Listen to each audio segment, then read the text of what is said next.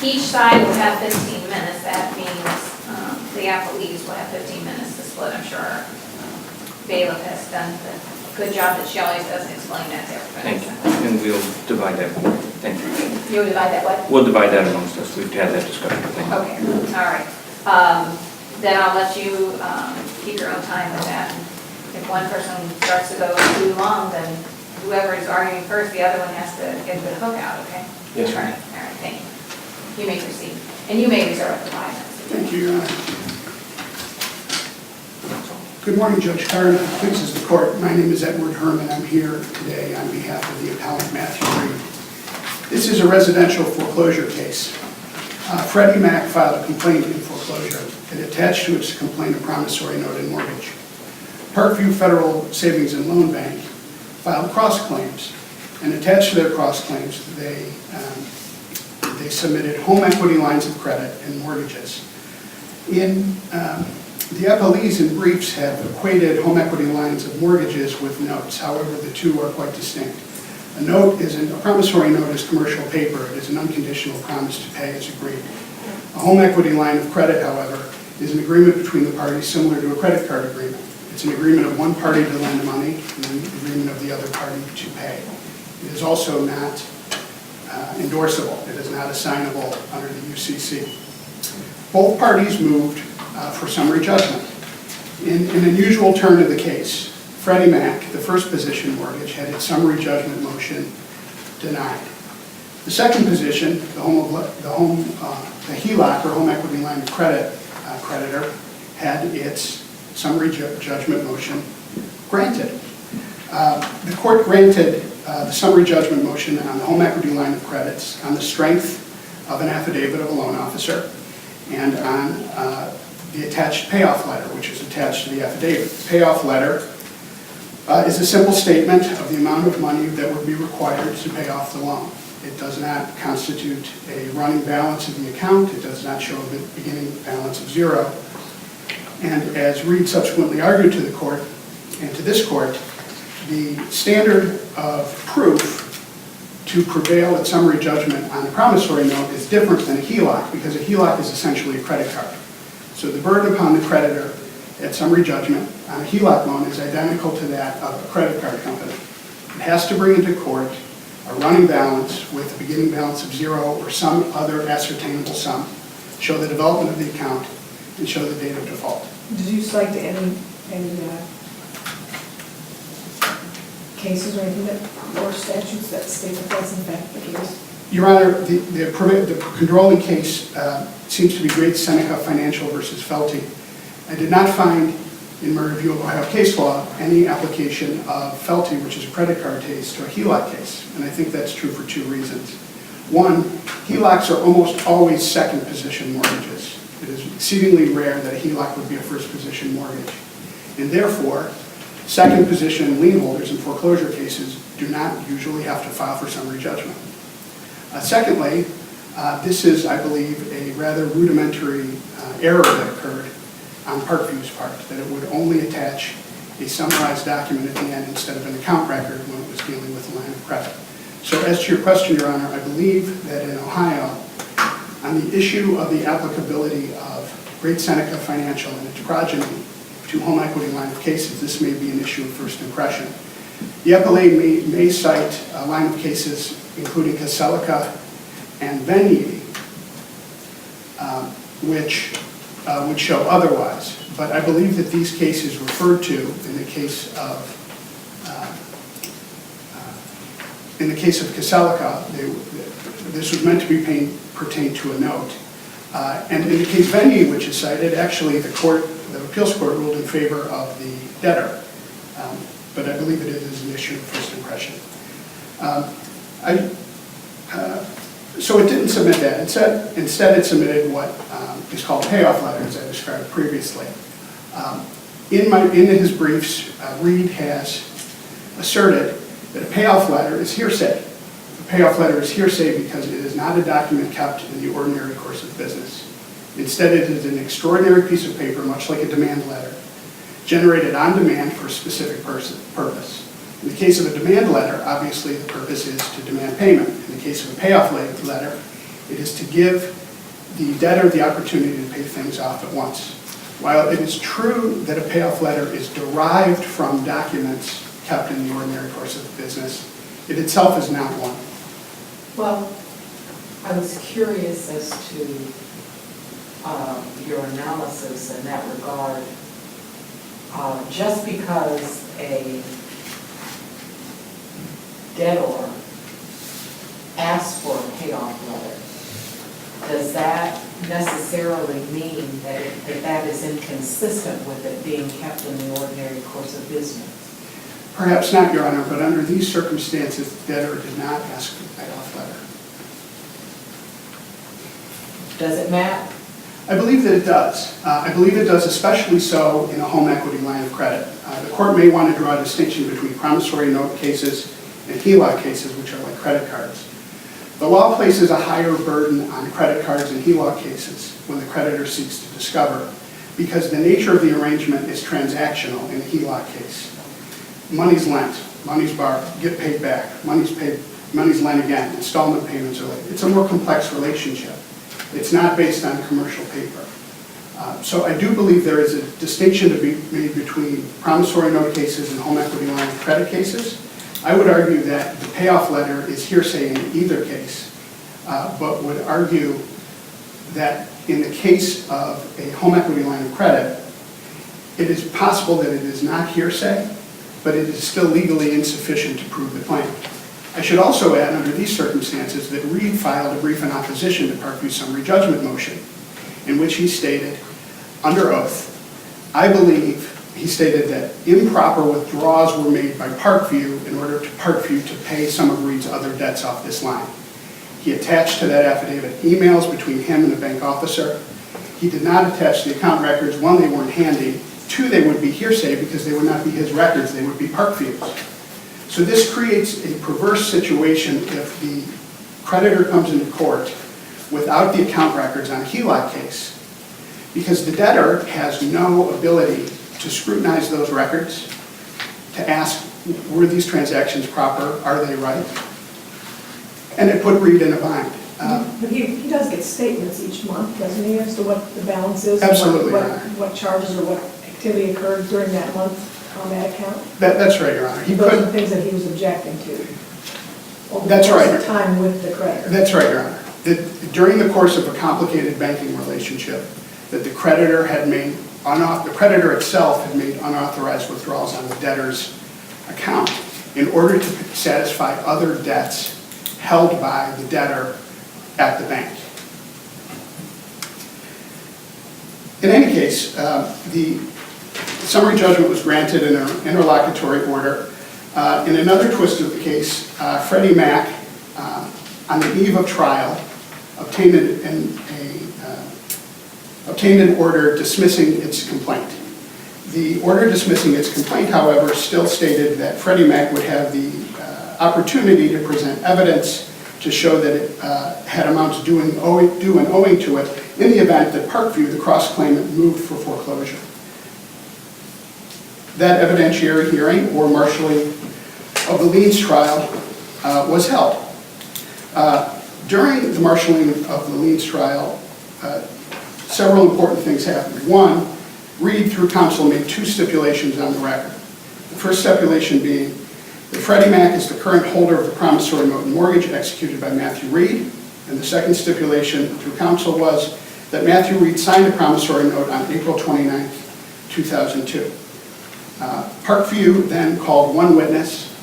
The witness was questioned extensively by counsel and by the court regarding the account records themselves. The witness for the bank mentioned at one point that he was familiar with the promissory note in the case. Then,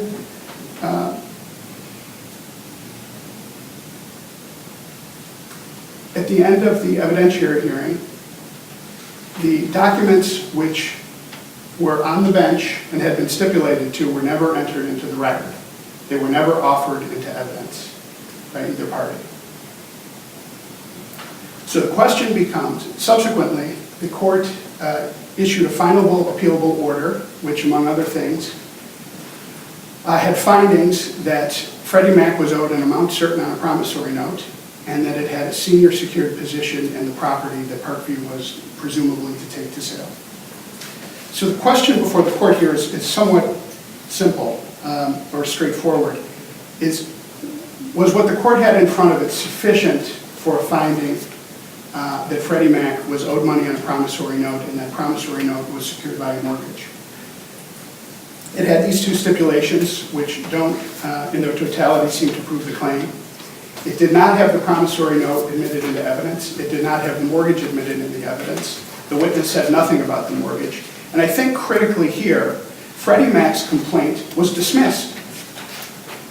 So the court no longer had before it copies of the promissory note and mortgage. Your Honor, I'd like to reserve the balance of my time. Thank you.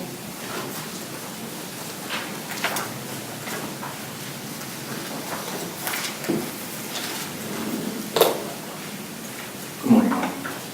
May it please the court, I'm Attorney Alan Medvick. I represent Parkview in this matter. I'll be speaking first on behalf of the appellees and speaking chiefly to Parkview's issues in this matter. And that would be the first two assignments of error that the appellant spoke to, that regarding the sufficiency of the evidence for summary judgment. I'm sorry, counsel, I didn't. I'm sorry, the sufficiency of the evidence Know your that... name. I'm sorry, Alan Medvick. Okay. I apologize. Mhm. Mr. Herman has suggested this is an issue of first impression regarding HELOC loans. I would suggest that that is not the case. As has been indicated, this case has always treated, this court has treated HELOC cases previously and has spoken to home equity lines as foreclosures. I would point to RSP Citizens versus Bernie as a reference for that. That was unquestionably a home equity line case, and this court held that the standard was identical to that of a foreclosure. The historical prerequisites for a party seeking to foreclose a mortgage are execution and delivery of the note and mortgage, valid recording of the mortgage, default, and establishing an amount due. I think the only issue at hand at the moment is whether the evidence put forward was sufficient to establish the amount due. Mr. Herman has attempted to turn this into an account case. I would also point out that most accounting rules, an account is a claim on contract. It's a breach of contract claim. The accounting rules are rules of pleading, not rules of evidence. That is long held throughout Ohio courts. He is attempting to force a square peg into two round holes at this point. The appellant has attempted to turn what is a rule of pleading for a credit card case into a rule of evidence for a foreclosure case. I think that what we're looking at here is a straightforward foreclosure matter where there was affidavit evidence supported by documents as to the amount owed by Mr. Reed to Parkview. I think that was supported. The trial court relied on the affidavit testimony of Mr. Mayo and found that to be credible and reliable evidence of the amount owed, and I think that is the proper outcome in this case, and I think that is the outcome of the Caselica case that Appellant's Counsel also referred to, Charter One Mortgage versus Caselica, where there was an affidavit provided affirming that on personal knowledge and with review of records kept in the normal course of business, the amount owed was put forward in the affidavit and by an associated document. I believe that's what we have here. I don't think there's a lot of confusion here. I think that Appellant's Counsel is trying to create confusion where there really is none. This is straightforward 9th District precedent in both of these cases. Well, what's the import or the impact of the complaint being dismissed? I would speak to that as, I believe that'll be Freddie Mac's counsel's primary issue, but I can. Okay, that's all right. But to address that just briefly, this is not the first time a trial court or this court will have heard a case where the primary lien holder is not the party bringing foreclosure. You will see that in condominium association cases. Any number of secondary lien holders can bring a case, and the primary lien holder would not need to be present throughout the entirety of the case for the foreclosure to go forward. If this is, and would not hold up or stop any foreclosure proceeding as to the second position. That would be my argument in that regard, that we're still on good ground as Parkview State is concerned. And as Mr. Canellis will point out, there was a stipulation and an admission in the original complaint here that these were valid agreements. There was a valid promissory note and mortgage on this as to Freddie Mac. Counsel, I know you said that our court has precedents that we do not handle this as an accounting case, but just as a straight foreclosure. There are other districts that have taken opposite view. I don't believe that I've come across any that have done so, and I believe Mr. Herman has indicated that that is not the case, that he has not found any in his review. I was just reading one, but. And I apologize if I missed that. That's okay. But the point is going back to our case that we decided, and I don't mean to point at you, I apologize. No, that's quite all right. You point back, that's fair game. But in looking at that case that we decided, could it be just that nobody raised that issue? I would Because if I would say everybody that just. I'd say that's a possibility. I would also point out that this makes this the concern is this becomes an issue of it goes beyond creative pleading, because both Freddie Mac and usually in the case of creative pleading we're talking about what a plaintiff would say. Mm-hmm. Both sides, both of the plaintiffs in this, Freddie Mac as the plaintiff and Parkview as cross-claim plaintiff, brought these as foreclosure actions, and they brought these actions to be treated as such. And I think that we'll find that the vast majority of districts and trial cases involving this, if not all of them, have treated them as such. If this is a defendant who has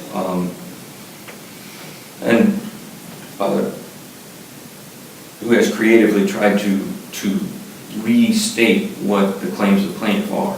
And this was brought as foreclosure, was tried as foreclosure, and now at the end of the day is being flipped around to be tried as a credit card case, to use a balance.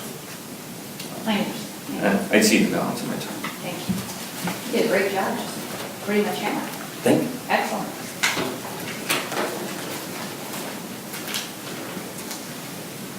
May it please the court. Dean Canellis, it's K-A-N-E-L-L-I-S, on behalf of Thorough Home Loan Mortgage Corporation. With the court's permission, I'll just refer to my client as Freddie Mac.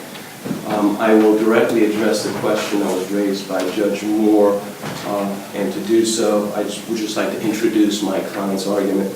The sole basis with respect to the judgment as it pertains to Freddie Mac that appellant has sought for reversal is the argument that Freddie Mac didn't introduce the note and mortgage at the evidentiary hearing that was held in this case.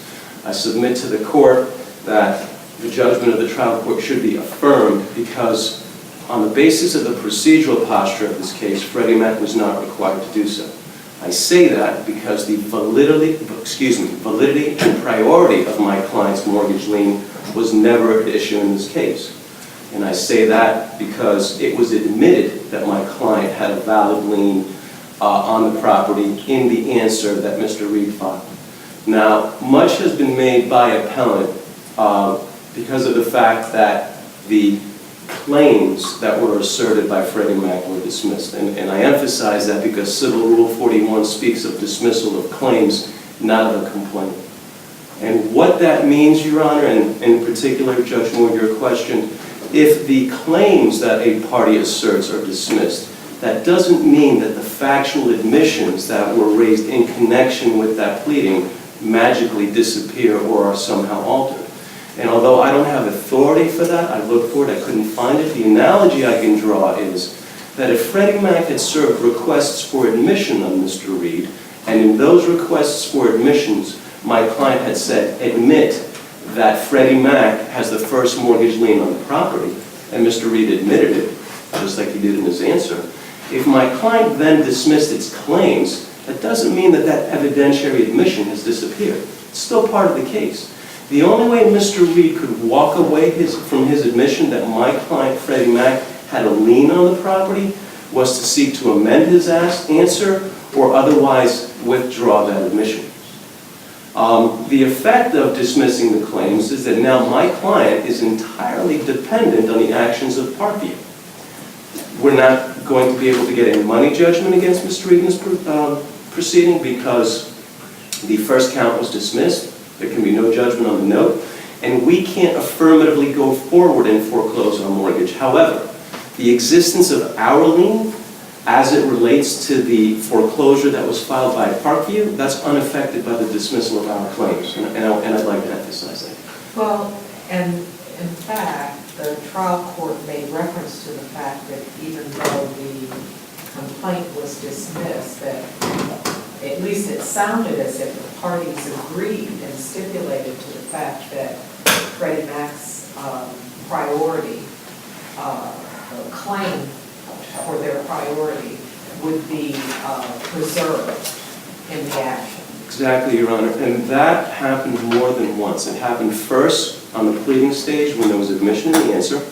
It happened the second time when my client moved to dismiss and an order went on effectively finding that my client had an interest. That order has not been appealed, therefore it can't be challenged. And a third time, during the evidentiary hearing, those stipulations effectively would not make sense if the parties did not all agree that Freddie Mac had a lien on the property, that that lien was the first lien, and what really remained to be litigated was the amount of that lien. And that happened. There was evidence that was offered to establish how much money was remaining unpaid on my client's lien. That has not been challenged in this proceeding, and it was not challenged at the trial court level. Based on that record before this court, to the extent that the judgment made a finding as to the priority, validity, and the amount of my client's lien, I do not believe that there's any legitimate basis upon which to reverse the trial court's finding. And I would ask this court to affirm, unless you have any further questions. I have nothing further. I don't believe so. Thank you very much. Thank you. And you did well with your time too. You have 4 minutes and 44 seconds. Great, thank you, Your Honor. And you did well with your time too. Thank you. Judge Moore, to address your concerns first, there was no stipulation surrounding the order dismissing Freddie Mac's complaint. And in fact, Reed appealed the dismissal order. This court ruled that that appeal was untimely because an order of this kind is not a final appealable order under the case law, even in the extraordinary circumstances of this case. Secondly, to go to... But you can see that the court's order references the fact that Freddie Mac's interest would be preserved in the balance of the case. What I do concede, Your Honor, is that the final line of the order states that Freddie Mac shall present evidence as to the amount claimed to due and owing to it prior to confirmation of sale. So in other words, it will be given a second bite at the apple, but it comes in naked. It comes in without the benefit of its answer. So it was given it's just a trial. So a trial, you have to prove the existence of a contract. Because the complaint has been dismissed, the court can't rely upon the documents in the record, even though I should add that those documents are not in the form of evidence, so it's questionable whether it could rely upon it anyway. But in any case, Freddie Mac made what seemed to be, at the moment, a rather incredulous error in that a marshalling of liens trial, it forgot to submit the promissory note in the mortgage. Stipulations were made. Reed stands by his stipulations. He says they are insufficient to allow the court to enter judgment. Suggestions were made in the briefings that the stipulator is taking advantage of the situation. I don't believe that's the case. Stipulations were made at the beginning of the hearing. The creditor failed to do what it needed to do towards the end. It was not Reed's obligation to stand in the way and keep the creditor from making that error. That's true. But I do believe that Mr. Canales has put his finger on the question here. It is the question of whether or not there was sufficient evidence in front of the court to allow Freddie Mac to prevail at the marshalling of liens trial, even through its inadvertence. Mr. Canales has argued that the court may rely upon the answer of a dismissed complaint, and he acknowledges that there's no authority to that proposition. And I state that there's no authority to that proposition because it lacks common sense. How can there be an answer to a complaint that no longer exists before the court? Finally, if I can address Parkview's concerns, it cites two cases in support of its claim. One is Caselica, the second is Vernier. Caselica, I would bring out, is a note case. It's a promissory note case, so it is not directly applicable here. I find Caselica troubling because it seems to allow the creditor to come into the court without any account record whatsoever and merely rely upon an authenticating affidavit to prove its claim. Nevertheless, I believe it's inapplicable here because Caselica is a note case. Vernier is a home equity line of credit case, but it does not support the position of Parkview. On the contrary, it is true that the court in Vernier reiterates the historic conditions of the historical requirements for a foreclosure case: execution and delivery of the note and mortgage, valid recording of the mortgage, default, and establishing the amount due. I would add, though, in Vernier, the creditor, in Vernier, the debtor prevails. There is no application of that standard to the facts at hand. It is a credit card case. They do cite the historical standard, which relies upon note jurisprudence, not credit card jurisprudence. And then it goes on to rule in favor of the debtor. Finally, It's an issue of fact. pardon me? An issue of fact. That issue of fact, where you're on, back where you're on. You're talking about our Ninth District case. Well, in Vernier, it's not, it doesn't, the statement is made, it's a credit card case, but the court does not rely upon that statement to grant judgment in favor of the creditor. Finally, if I may, Your Honor, Parkview's counsel indicated that that summary judgment is a pleadings matter. Summary judgment is emphatically not a pleadings matter, it is an evidence matter. To state that summary judgment is a pleadings matter would mean that summary judgment is different from judgment on the pleadings. The bank must bring forward evidence. The evidence it brought forward is insufficient because this is like to a credit card case. Reed did his best with the materials at hand and the time constraints to oppose under oath the assertions of that affidavit. Under these circumstances, therefore, I would argue that this court sustains the appellant's statements of losing me now. Do it all the time. Thank you, we know what you want. All right, the court will take the matter under advisement, issue a written opinion that will be sent to both sides, and you can also check on the website. Thank you very much. Thank you. Thank you.